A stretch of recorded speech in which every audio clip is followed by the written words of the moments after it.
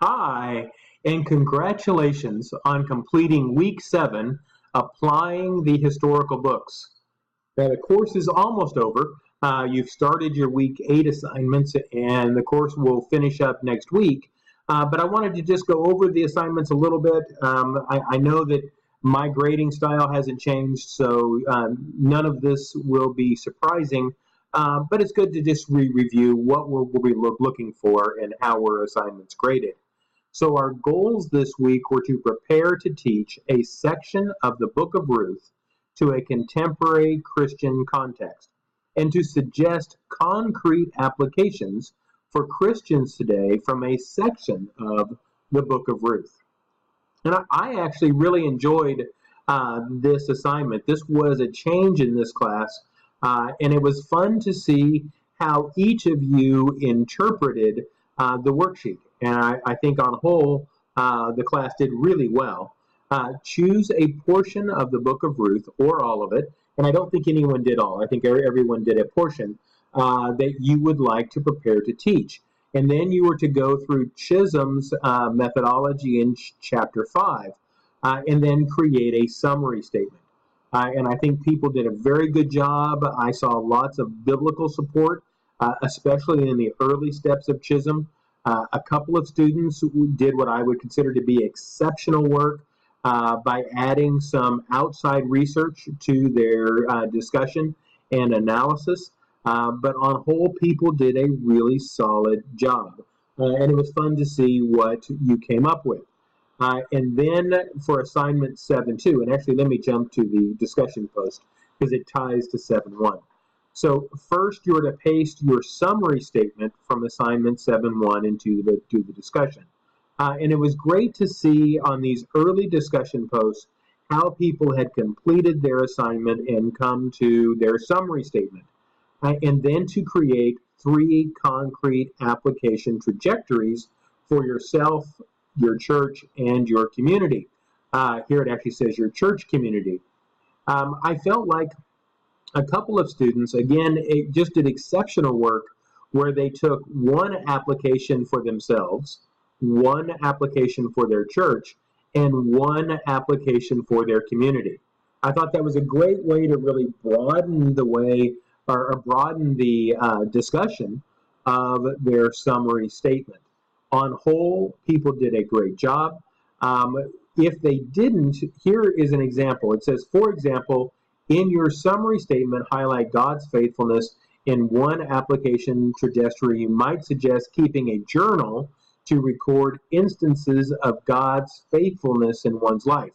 So in the example, it gave you a tangible thing that someone could do, that is to write a journal to record instances of God's faithfulness.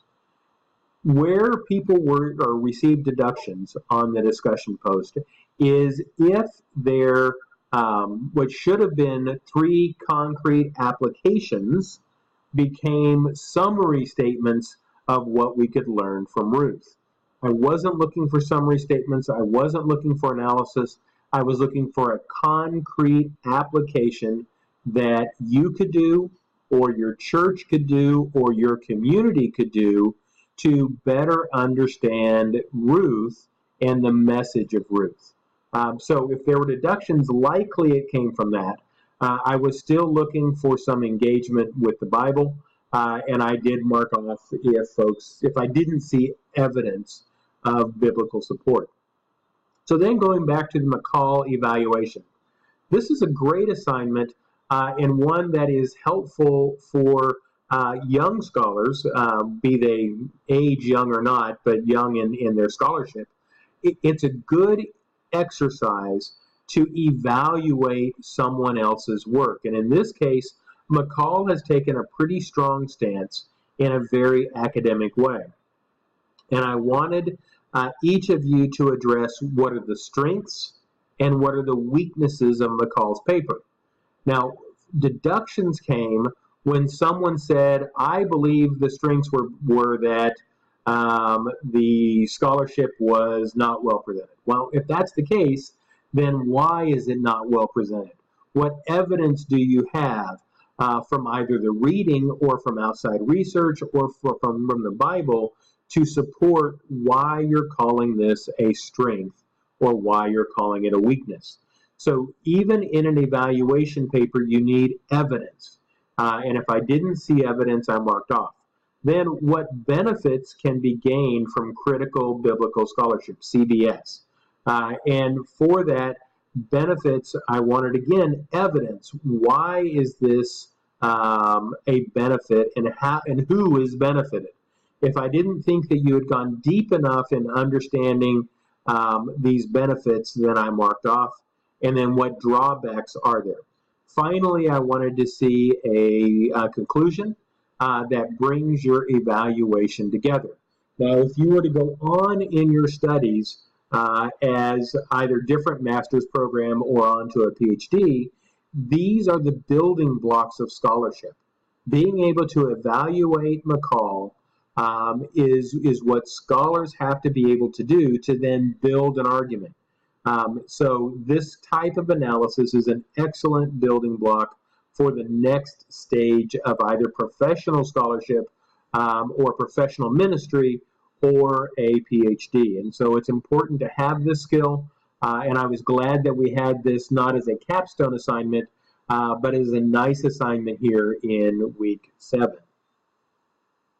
Finally, don't forget to complete your course evaluations. We're approaching the end of the course, and those are helpful to me and helpful to Moody. Feel free to call me with questions or email me with questions, and have a wonderful week. I know that it's the end of the course. I know that you're getting tired, and this is a grueling schedule, but I encourage you to finish well and really plow through this week 8 and give it both time of reflection and time of scholarship. So have a great night. I will talk to you soon.